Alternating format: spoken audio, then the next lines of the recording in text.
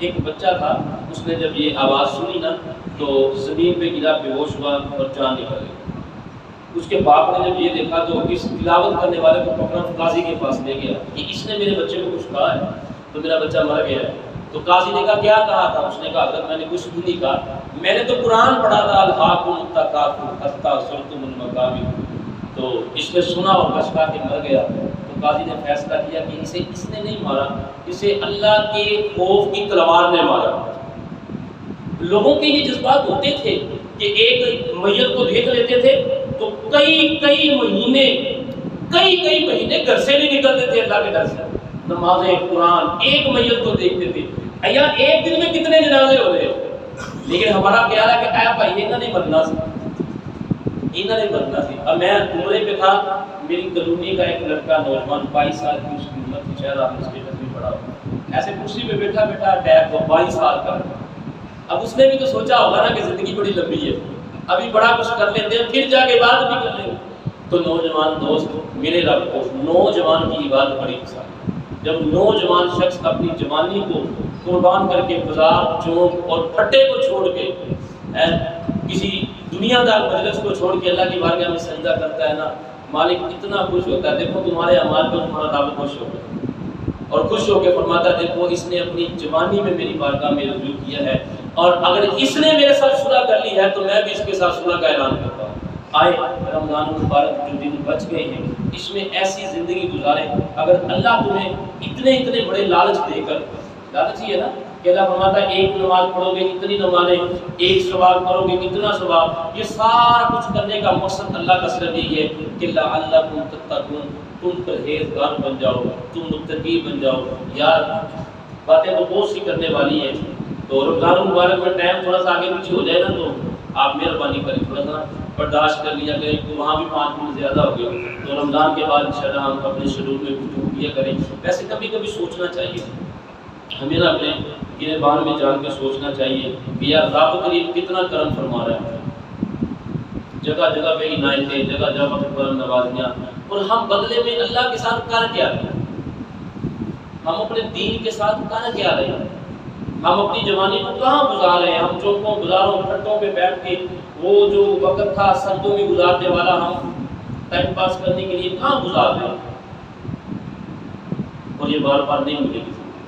اور آپ کو ایک بات بھی بتا دوں، میرے آقا علیہ السلام نے فرمایا کہ قیامت کے دن جب سورج سوا نیزے پہ ہوگا تو انسان بار بار نا میں ممبر پہ بیٹھ کے کرتا نہیں ہوں، اور خود ہی نہیں کرتا، ڈر کی وجہ سے نہیں کرتا کہ لوگ کیا کہیں، اور لوگوں کے اندر اتنی کیپیسٹی نہیں ہے۔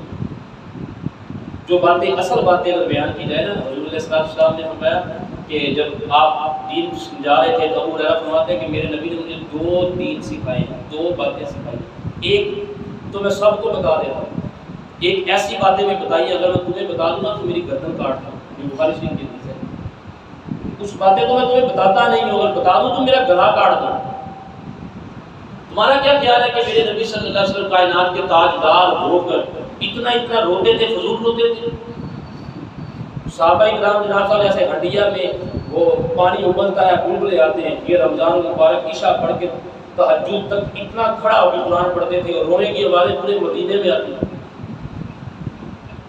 صحابہ فرماتے ہیں کہ جب رمضان آتا تھا نا تو مدینے کے بچے ساری رات نہیں سوتے تھے۔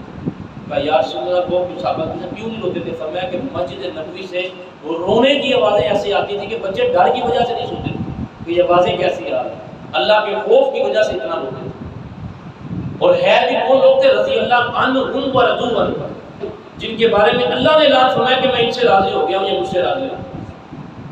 یہ ان کا عمل تھا، اور ہمارا حال کیا ہے؟ صحیح بتائیں، کبھی زندگی میں ایک آنسو بھی نکلا ہے اللہ کے خوف کی وجہ سے؟ ایک آنسو نکلا؟ اتنے بے پرواہ ہو گئے، اتنے بے فکر ہو گئے۔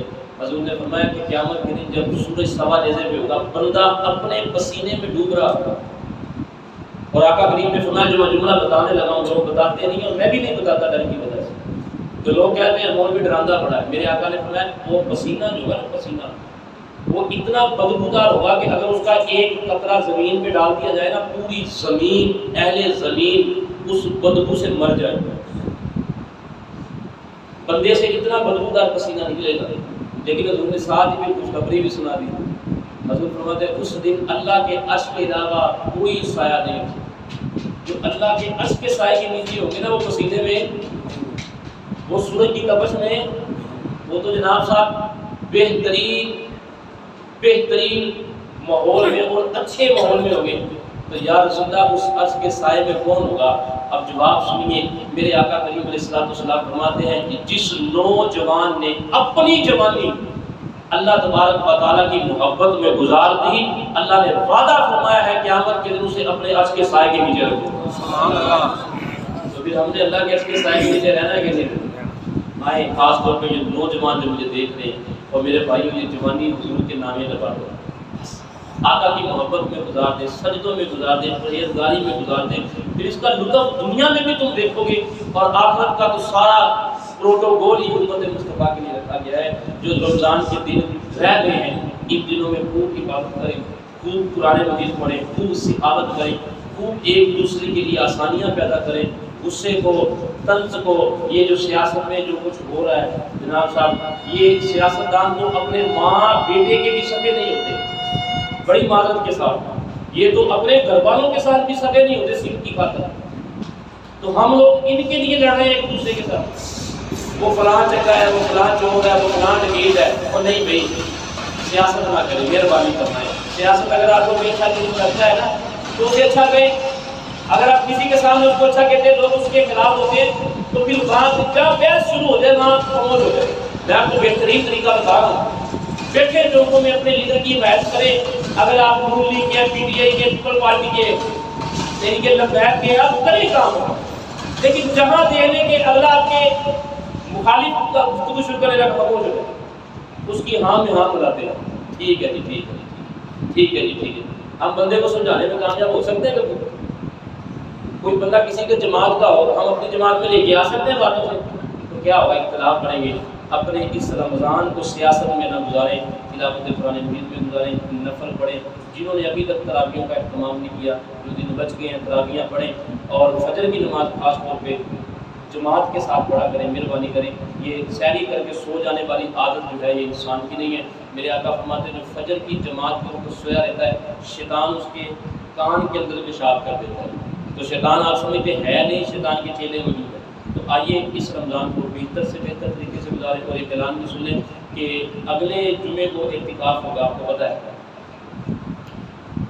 اعتکاف ہوتا ہے۔ ہمارا جو انجمن یاد مصطفیٰ کا اعتکاف ہوتا ہے وہ تربیتی اعتکاف ہوتا ہے۔ اس اعتکاف میں خیمے نہیں لگتے، اس اعتکاف میں کیا ہوتا ہے، اس اعتکاف میں کلاسیں ہوتی ہیں، صبح ظہر کے بعد کلاسیں، ظہر سے پہلے کلاسیں ہوتی ہیں قرآن مجید۔ 10 دن اگر کوئی اعتکاف کرتا ہے، وہ 10ویں دن جب اعتکاف سے اٹھتا ہے، اللہ کی مہربانی سے اس کا قرآن مجید درست ہو چکا ہوتا ہے۔ پھر ظہر کے بعد کلاسیں ہوتی ہے سوال جواب کی، فقہی مسائل میں بھی اور دوسرے بھی سوال جواب ہوتے ہیں، پوری جگہ ہوتی ہے۔ پھر عصر کے بعد دعائیں سکھائی جاتی ہے، دعائیں قنوت، نماز جنازہ، وضو کے مسائل، یہ سب کچھ سکھائے جاتے ہیں۔ پھر مغرب کا عشاء ریسٹ ہوتی ہے، عشاء کے بعد تراویحوں کے 1 گھنٹہ بعد محفل پاک ہوتی ہے جو ساری رات چلتی ہے، اور پھر دعا ہوتی ہے۔ 10 دن اگر آپ نے اعتکاف کرنا ہے، تو لوگوں سے پوچھتے ہیں جی اعتکاف کیسا گزارو گے، تو یہ 10 قرآن مجید پڑھے میں، تو اگر ان کا قرآن مجید سن لیا جائے تو پتہ چلتا ہے کہ 10 کے 10 قرآن مجید غلط پڑھے۔ نماز پڑھے، نفل پڑھے جائے، تو نماز میں کھڑے ہونے کا طریقہ تو پتہ نہیں تھا۔ آئیے اس بار کسی نے اعتکاف کرنا ہے، کھانے پینے کا اہتمام جو انجمن کی طرف سے ہوتا ہے، تو اگر کسی نے اعتکاف کرنا ہے ہمارے ساتھ جامعہ مسجد کی طرف میں، تو علامہ صاحب کو اپنا نام لکھوا دے، مجھے نام پہنچ جائے، تاکہ ہمیں پتہ چل جائے کہ کتنے لوگ جو ہیں وہ اعتکاف میں بیٹھنا چاہتے ہیں۔ اللہ تعالیٰ سے دعا ہے اللہ تعالیٰ ہمیں عمل کی توفیق عطا فرمائے۔ آخر دعوانا